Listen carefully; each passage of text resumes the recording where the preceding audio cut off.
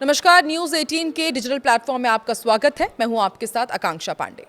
बांग्लादेश में तख्ता पलट के बाद शेख हसीना के देश छोड़ने के बाद पहली बार आम चुनाव हुआ। इन चुनाव में पूर्व पीएम खालिदा जिया के बेटे मजबूत दावेदारी पेश कर रहे हैं। अचानक बांग्लादेश वापसी के बाद उनकी लोकप्रियता और ज्यादा बढ़ गई है। इसके अलावा जमात भी अच्छी स्थिति में है।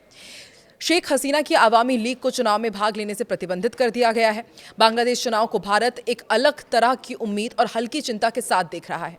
आमतौर पर भारत किसी पड़ोसी देश के आम चुनाव पर इतनी सावधानी से नजर नहीं रखता। इसका सबसे बड़ा कारण यह है कि इस बार के चुनाव से ऐसे नतीजे आ सकते हैं जिनसे भारत को पिछले करीब 20 सालों से जूझना नहीं पड़ा है। पहली बात, कई सालों बाद बांग्लादेश में ऐसी सरकार बनने जा रही है जिसमें शेख हसीना की पार्टी आवामी लीग सत्ता में नहीं होगी। भारत बांग्लादेश में आवामी लीग की सरकारों के साथ काम करने का आदी हो चुका था, लेकिन अब उसे बिल्कुल नई राजनीतिक हकीकत का सामना करना है। दूसरी बात, भारत बारीकी से यह भी देख रहा है कि क्या तारिक रहमान की अगुवाई वाली बीएनपी अपने दम पर सरकार बना पाएगी या उसे जमात-ए इस्लामी को गठबंधन में शामिल करना पड़ेगा। लंदन में लंबे वनवास के बाद लौटे तारिक रहमान फिलहाल प्रधानमंत्री पद की दौड़ में सबसे प्रबल दावेदार माने जा रहे हैं। खालिदा जिया की मौत के बाद जब से उन्होंने पार्टी की कमान संभाली है, बांग्लादेश की जनता के बीच उनकी लोकप्रियता का ग्राफ तेजी से बढ़ा है। तारिक रहमान का भारत पर स्टैंड समान सम्मान और आपसी हित पर आधारित है। हालांकि अतीत में बीएनपी का झुकाव पाकिस्तान और चीन की ओर रहा है, लेकिन इस बार तारिक रहमान ने कूटनीतिक संतुलन बनाने की कोशिश की है। वे तीस्ता जल विवाद और सीमा पर होने वाली मौतों को लेकर भारत पर कड़ा रुख अपना सकते हैं, लेकिन उन्होंने ये भी संकेत दिए हैं कि वो अपनी जमीन का इस्तेमाल भारत विरोधी गतिविधियों के लिए नहीं होने देंगे। शफीकुर रहमान, जो कि जमात इस्लामी के हैं, अमीर शफीकुर रहमान इस बार जमात इस्लामी के पीएम फेस माने जा रहे हैं। ये पार्टी कट्टरपंथी विचारधारा के लिए पहचानी जाती है। युवाओं की नई पार्टी एनसीपी का ये गठबंधन देश में क्रांतिकारी बदलाव का दावा करता दिखाई दिया है। भारत के प्रति सोच की बात करें तो शफीकुर रहमान ने सभी को चौंकाते हुए भारत के प्रति काफी नरम और सकारात्मक रुख अपनाया है।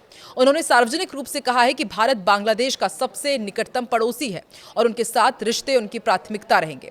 जमात ने हाल ही में भारतीय उच्च आयुक्त से मुलाकात भी की थी, जो इस बात का संकेत है कि वो अपनी पुरानी भारत विरोधी छवि को बदलकर एक जिम्मेदार पड़ोसी के रूप में उभरना चाहते हैं। नाहिद इस्लाम और एनसीपी के प्रभाव के बारे में यदि बात की जाए तो छात्र आंदोलन से निकले नेता नाहिद इस्लाम और उनकी पार्टी एनसीपी सीधे प्रधानमंत्री की रेस में भले ही ना हो, लेकिन वो सरकार बनाने में किंग मेकर की भूमिका निभा सकते हैं।